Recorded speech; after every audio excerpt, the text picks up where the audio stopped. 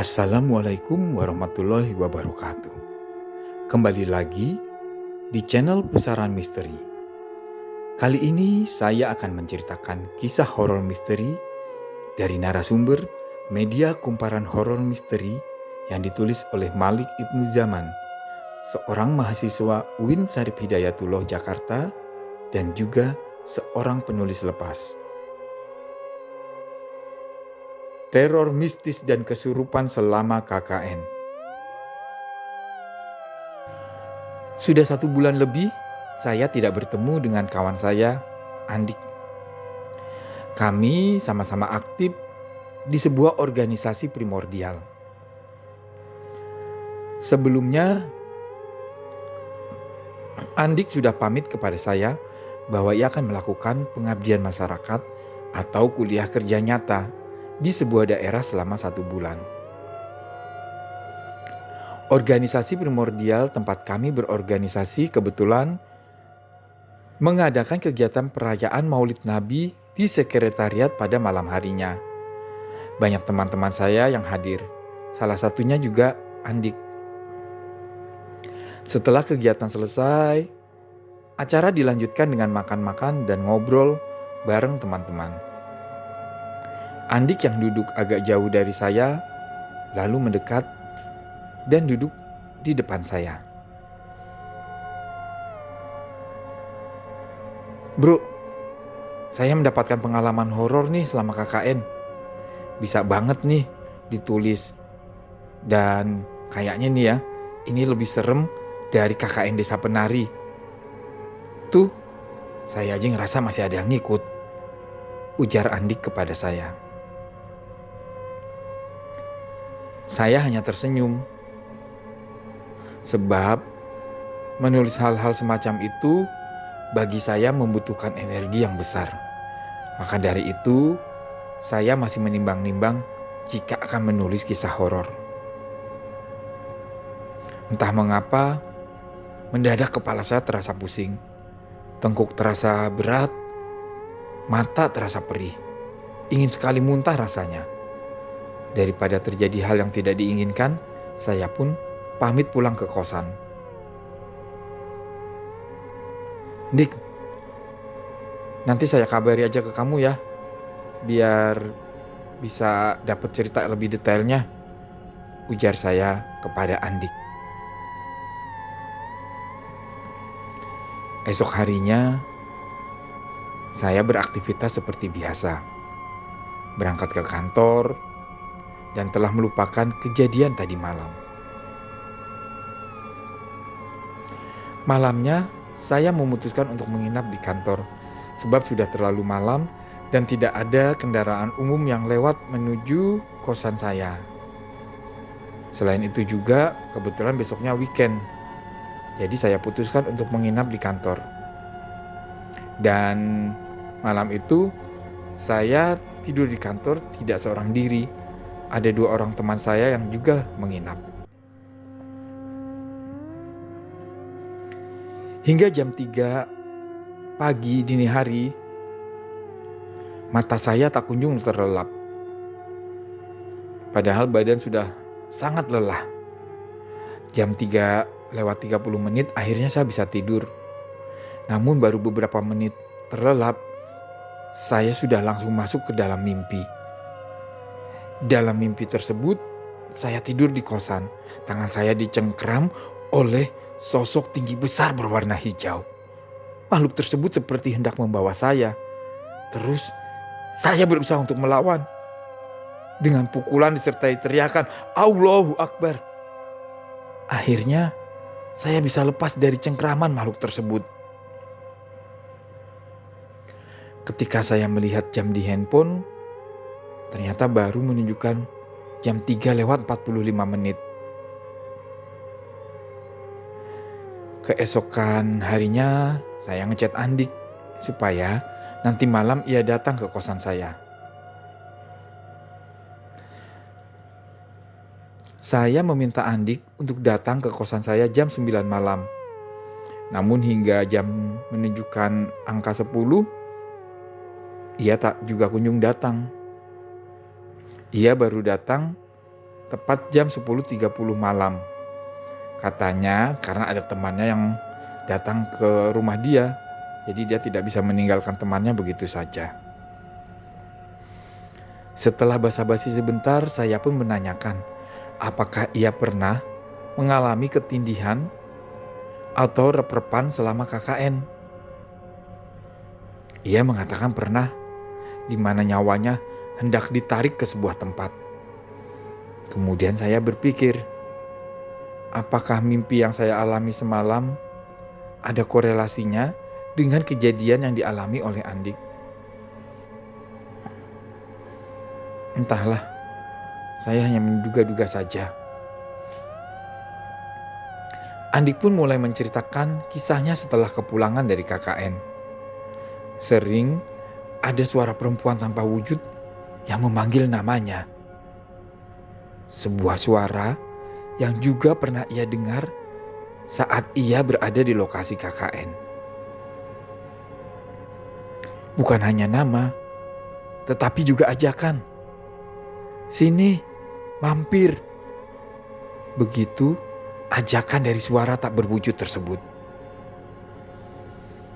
Hal tersebut membuat dirinya bertanya-tanya, apakah ia berhalusinasi atau jangan-jangan hantu dari tempat ia KKN masih mengikuti dirinya.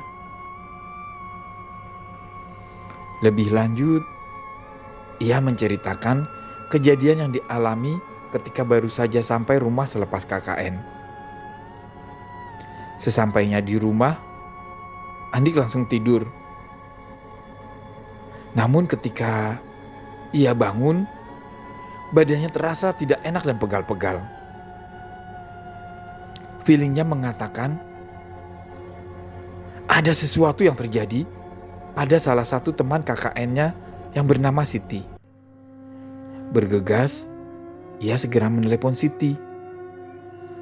Bisa dikatakan Andik dan Siti menjalin cinta lokasi saat berada di lokasi KKN. Siti menceritakan bahwa di rumah kondisinya drop, ditambah lagi dengan mimpi yang ia alami, membuat ia terus kepikiran dengan mimpi tersebut.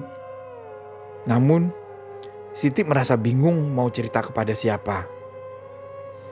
Lalu, Siti pun menceritakan perihal mimpi yang dialaminya di rumah.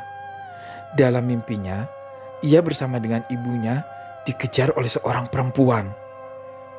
Dalam mimpi tersebut, Siti muntah paku dan rambut. Kemudian, masih dalam mimpi itu, tiba-tiba saja jalan yang ia lewati dilanda banjir. Setelah menceritakan mimpi tersebut kepada dirinya, Andik mengatakan kondisi Siti sudah membaik. Ia tidak merasa ketakutan lagi. Siti juga menceritakan kepada Andik perihal perkataan dari kerabatnya yang memiliki kemampuan spesial, bahwa jika tidak ada Andik, sebuah hal yang parah bisa saja menimpa kelompok KKN mereka. KKN yang dilakukan oleh Andik tidak hanya berasal dari satu kampus, tetapi beragam kampus. Awalnya tidak ada hal-hal aneh yang terjadi, seperti halnya KKN pada umumnya. Perkenalan teman satu sama lain,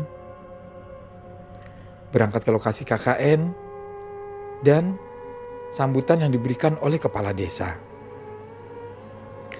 Salah satu program yang dilakukan oleh Andik adalah dakwah. Langkah pertama sebagai ketua kelompok adalah menemui tokoh setempat yang mengampu pengajian.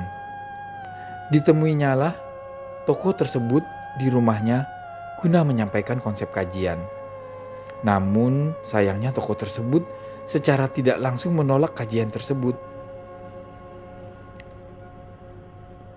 Kalaupun kami tidak boleh mengisi pengajian, izinkan kami untuk ikut pengajian Bapak ya Pak. Demikian ujar Andik. Keesokan harinya, tokoh tersebut mengutus salah satu muridnya untuk menemui Andik. Murid tersebut menyampaikan bahwa selama ada mahasiswa KKN, pengajian akan diliburkan. Hal tersebut tentu saja membuat Andik terheran-heran. Andik menceritakan bahwa setiap malam salah satu anggota kelompoknya, perempuan yang bernama Deta, selalu mengalami kesurupan. Andik tidak mau berspekulasi, tetapi Deta mulai kesurupan sejak ia menemui tokoh tersebut. Beberapa hari sebelum kepulangan, barulah Deta tidak kesurupan lagi. Pas malam pertama kesurupan, yang merasuk ke dalam tubuh Deta mengaku dari hutan yang berada di samping belakang posko. Setiap kali Deta kesurupan, Andik yang menyadarkannya dengan membaca doa, dibantu beberapa anggota yang lain. Saya ini dari hutan, samping belakang.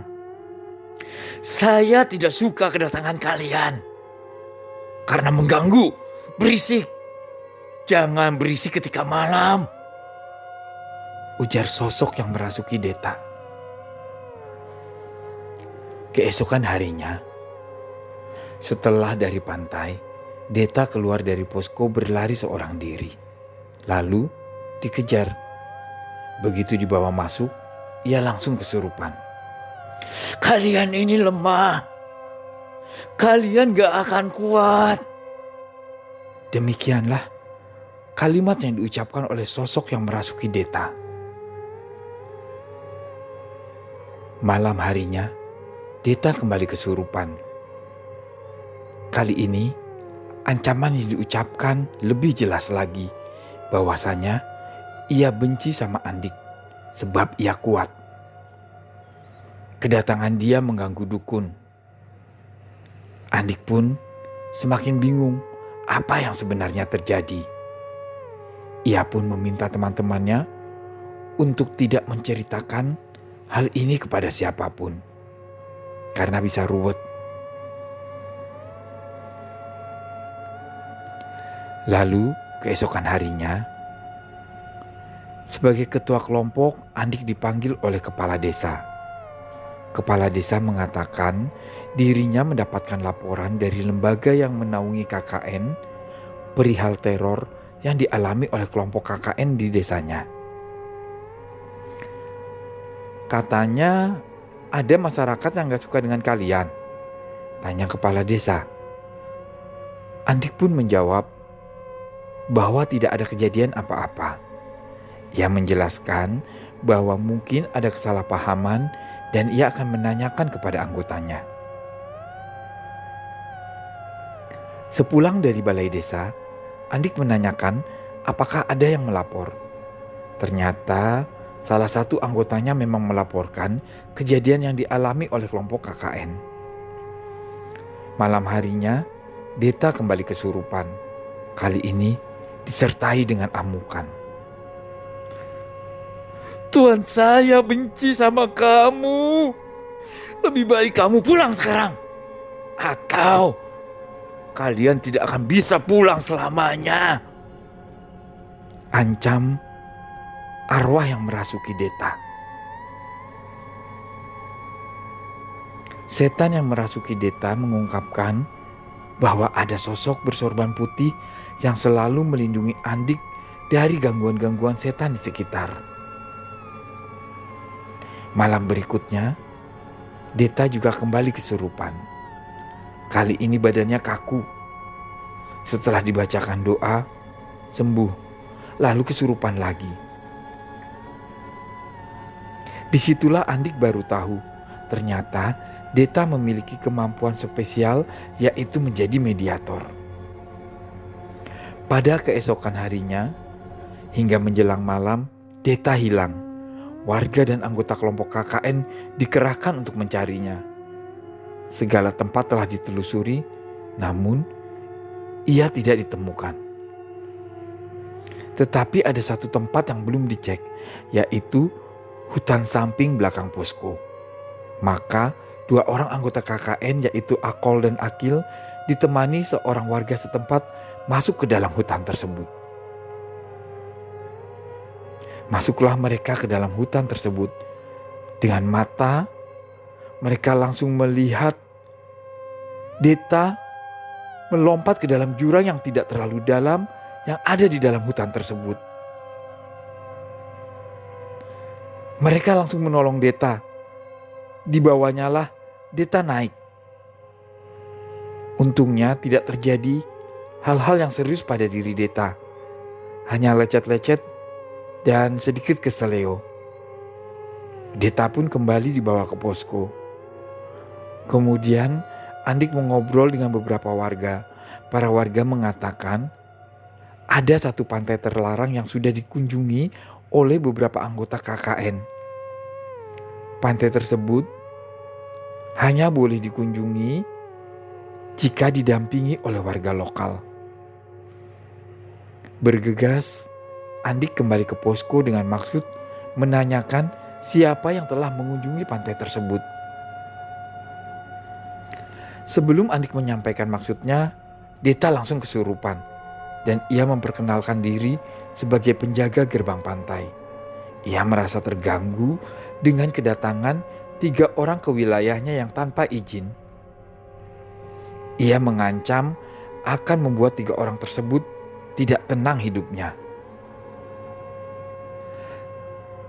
Janganlah, ketiga orang tersebut tidak tahu jika itu pantai terlarang, ujar Andik memohon kepada arwah yang merasuki Deta. Lalu Andik menanyakan apa yang harus dilakukan. Makhluk penjaga pantai itu pun menjawab bahwa ketiga orang tersebut harus meminta maaf. Lalu Andik menanyakan kepada anggotanya siapa yang mengunjungi pantai tersebut. Akhirnya mengakulah 3 orang mahasiswi telah mengunjungi pantai tersebut tanpa izin.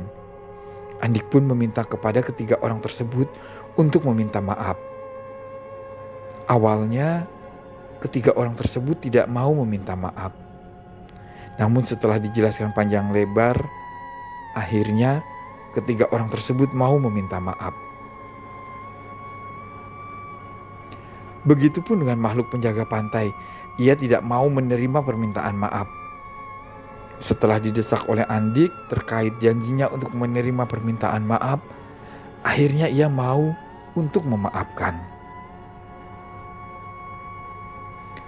Ketiga mahasiswi tersebut dipanggil untuk masuk. Namun sebelum itu makhluk penjaga pantai yang merasuki tubuh Deta mengatakan, Nanti dulu. Sambil melirik ke samping. Ketiga mahasiswi tersebut kaget dan masuk ke dalam secara perlahan sambil meminta maaf. Tak berselang lama, Deta kembali kesurupan lagi. Tetapi kali ini makhluk yang merasukinya adalah makhluk yang datang pada malam-malam sebelumnya.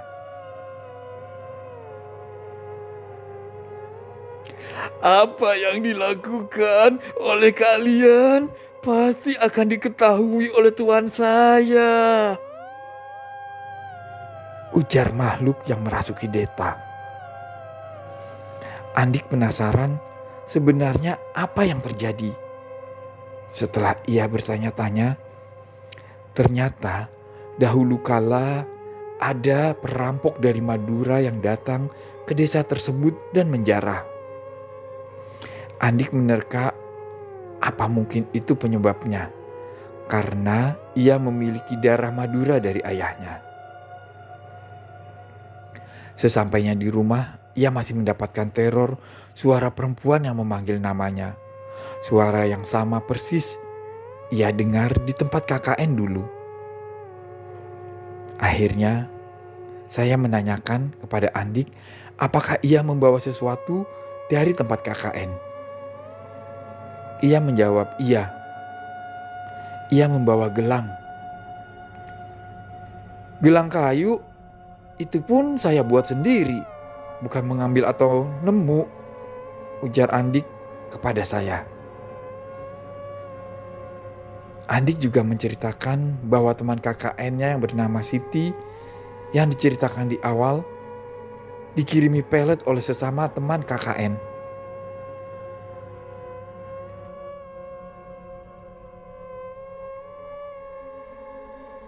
Begitulah kisah teror mistis dan kesurupan selama KKN. Bagi teman-teman yang baru bergabung, jangan lupa untuk like, komen, dan share video ini. Serta klik tombol subscribe channel ini agar kalian bisa mengikuti kisah-kisah terbaru yang kami tayangkan selanjutnya. Jangan lupa pula nyalakan tombol notifikasinya. Dan saya, Putranto, pamit undur diri. Sampai jumpa di kisah selanjutnya. Akhirul kalam. Wassalamualaikum warahmatullahi wabarakatuh.